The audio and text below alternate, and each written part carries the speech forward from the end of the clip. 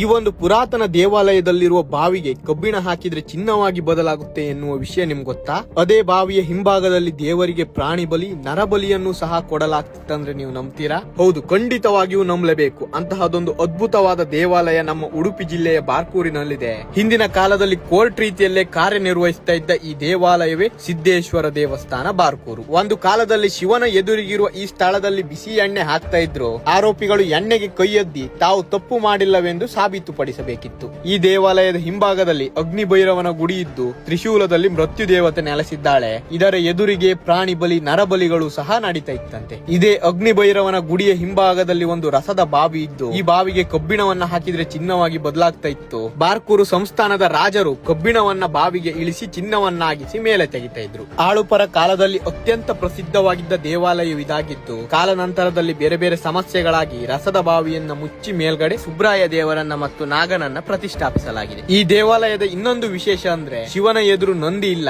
ಬದಲಿಗೆ ದೇವಾಲಯದ ಎದುರು ಒಂದು ದೊಡ್ಡ ಕೆರೆ ಇದ್ದು ಕೆರೆಯ ಆಚೆ ಕಡೆ ವೆಂಕಟರಮಣ ತಿರುಮಲ ದೇವಾಲಯವಿದೆ. ಈ ದೇವಾಲಯದ ಬಗ್ಗೆ ಇನ್ನಷ್ಟು ರೋಚಕ ಇತಿಹಾಸಗಳಿವೆ. ಅದನ್ನೆಲ್ಲ ತಿಳಿಬೇಕಾದ್ರೆ ಒಮ್ಮೆ ಈ ದೇವಾಲಯಕ್ಕೆ ಭೇಟಿ ಕೊಡಿ. ಹಾಗೆ ಇದೇ ರೀತಿಯ ಬಾರ್ಕೂರಿನ ಇನ್ನಷ್ಟು ವಿಡಿಯೋಗಳಿಗಾಗಿ ತಪ್ಪದೆ ನಮ್ಮ ಪೇಜ್ ಅನ್ನ ಫಾಲೋ ಮಾಡಿ.